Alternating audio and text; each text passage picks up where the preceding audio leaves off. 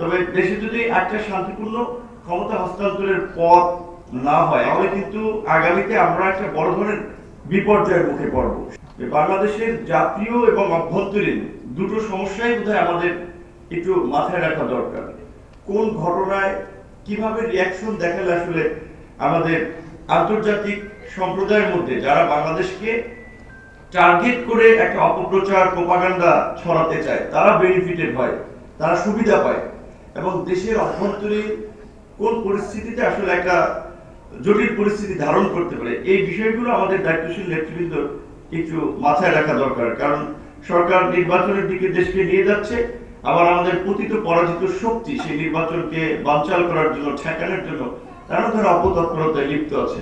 তবে দেশে যদি একটা শান্তিপূর্ণ ক্ষমতা হস্তান্তরের পথ না হয়, একটা অবাধ, সুষ্ঠু এবং একটা নিরপেক্ষ নির্বাচন, যেটা ডক্টর ইউনূস স্যার বলেছেন যে তার একটা ভালো নির্বাচন বাংলাদেশ ইতিহাসে তিনি করে যেতে চান, সেটি যদি সম্ভব না হয় তাহলে কিন্তু আগামীতে আমরা একটা বড় ধরনের বিপর্যয়ের মুখে পড়ব। সেই নির্বাচন আয়োজনের জন্য সরকারের পাশাপাশি সমস্ত রাজনৈতিক দল, বিভিন্ন পর্যায়ের নেতৃবৃন্দ, তাদের ভূমিকা আছে।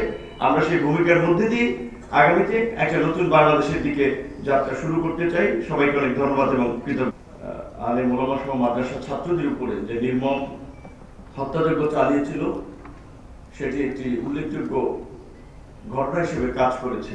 2009 সালে আওয়ামী লীগ সরকার ক্ষমতায় এসে বাংলাদেশের সেনাবাহিনীকে পঙ্গু করার জন্য আপনারা জানেন যে প্রায় 58 জন সেনা অফিসারকে হত্যা করেছিল, এবং তারপরেই শাপলা চত্বরের এই ঘটনা, যার মধ্যে দিয়ে বাংলাদেশে ফ্যাসিবাদ কায়েমের একটা রাস্তা তৈরি হয়েছিল।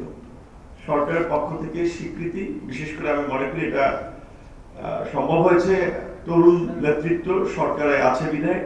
কারণ তারা যেভাবে এই গণঅভ্যুত্থানকে ফোন করে এবং তাদের যে দায়বদ্ধতা রয়েছে মানুষের প্রতি, তারা দেখেছে মানুষের দুঃখ কষ্ট এবং অন্যান্য যে গতানুগতিক যে রাজনৈতিক জায়গা থেকে শুধু একটা ক্ষমতার প্রতি আকাঙ্ক্ষা কিংবা একটা প্রতিষ্ঠিত শক্তিকেই পৃষ্ঠপোষকতা করা, তার বিপরীতে আমি মনে করি স্থানীয় সরকার মন্ত্রণালয় একজন ছাত্র আন্দোলনের